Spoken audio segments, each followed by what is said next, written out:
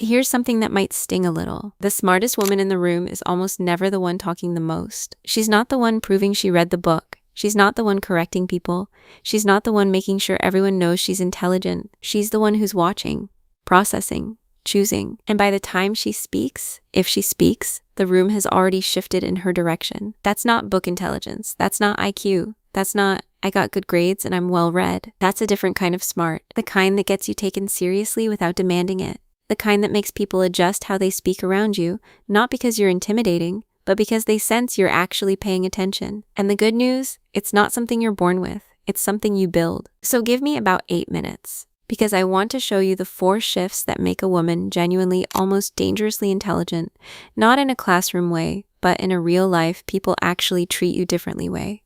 If you're new here, hi, welcome to Intemporelle. I'm Clara. Here we talk about psychology, soft power, elegance, and the things that actually shape how a woman is perceived and how she perceives herself. Quick note, if you want longer, more personal thoughts from me every week, the Intemporelle Substack is linked below. It's free, and you get the planner when you sign up. All right, let's get into this. There's a trap a lot of smart women fall into, especially smart women who were praised for being smart growing up. The trap is this. You think intelligence means being the one who contributes, the one who has the answer, the one who adds value by speaking, explaining, demonstrating knowledge. And so in conversations, in meetings, in relationships, you're constantly looking for opportunities to show that you're smart. But here's what's interesting. The women who actually feel the most intelligent to be around, the ones where you leave the conversation thinking, God, she's sharp, are usually not the ones who talk the most. They're the ones who listened in a way that made you feel genuinely seen. And then, when they spoke, what they said was precise,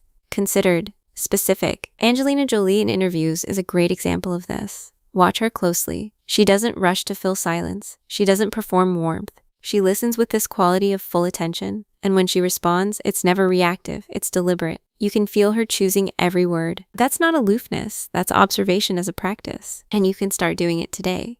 Here's how. Next time you're in a conversation, any conversation, try this. Before you respond, take one full beat longer than feels natural. Don't fill the gap.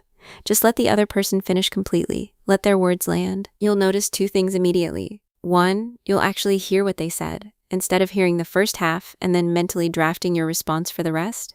2, when you do speak, what comes out will be sharper, because you gave yourself time to think instead of time to perform. Most people are having 2 conversations simultaneously, the one with the other person and the one in their own head about what they're going to say next. Drop the second one. That alone will make you feel more intelligent to everyone around you. This one is the difference between someone who is smart and someone who is genuinely interesting to talk to. Most people think in one layer. Something happens, they react. Someone says something, they agree or disagree.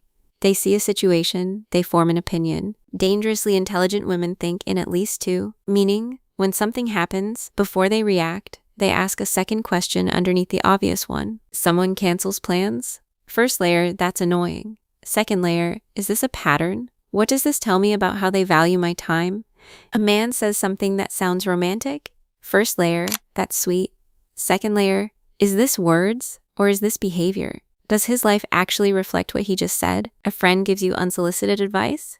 First layer, she's trying to help. Second layer, is she actually trying to help or is she trying to feel superior? This is critical thinking at a practical level, and it's what Robert Greene is essentially teaching in every single one of his books. The 48 Laws of Power, The Art of Seduction, The Laws of Human Nature. His entire philosophy is, never take the surface as the full story. Always look for the mechanism underneath. And you don't need to become cynical to do this. You just need to become curious about what's actually happening, instead of accepting the first interpretation your brain offers you. Women who think in layers don't get fooled as easily. They don't get manipulated as easily. They don't give away their energy to situations that aren't what they seem. And people can feel that. When you're around someone who clearly sees beneath the surface, you become more careful, more honest, more respectful. That's the power. Okay, this one is genuinely fun to practice. There's a concept in writing and filmmaking called compression, saying the most with the least. The best dialogue in films is compressed. The best one-liners, the best essays, the best exit lines. They don't over-explain, they don't pad, they just land. And the same thing applies to how you speak in real life. Have you ever noticed how some women can say one sentence and the whole energy of a room changes? While other women give a full 5-minute explanation and nobody quite remembers what they said? That's compression. Coco Chanel famously said, Before you leave the house, look in the mirror and take one thing off. That's a compressed idea. She could have given a full lecture on the philosophy of restraint and personal style. Instead, one sentence. Unforgettable. And you can apply the same principle to how you communicate. Here's the practice.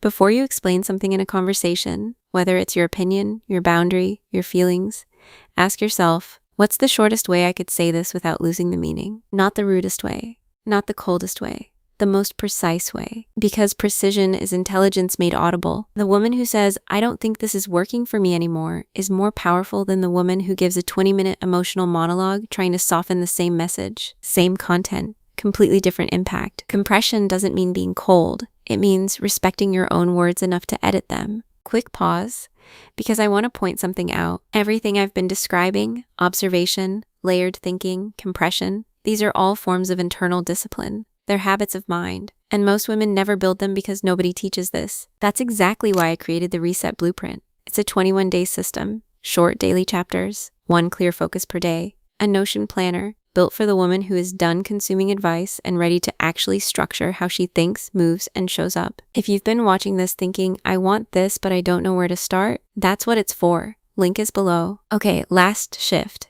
And honestly, this might be the most important one. This is the one that separates an intelligent woman from a dangerously intelligent one. Knowing when to not speak. Not because you're scared, not because you don't have an opinion, but because you've realized that not every moment requires your input, and that silence in the right moment communicates more than words. When someone is trying to provoke you and you don't react, that's power. When someone shares gossip expecting you to add to it and you simply don't, that's power. When a man says something testing your boundaries and you just look at him calmly without explaining why he's wrong, that is power. We are socialized to fill silence, to make people comfortable, to explain ourselves, to soften, to over-justify. And the woman who learns to sit in composed silence, not awkward silence, composed silence, instantly reads as someone operating on a different level. Silence is not absence. Silence is choice. And choice is the foundation of every kind of intelligence that actually matters.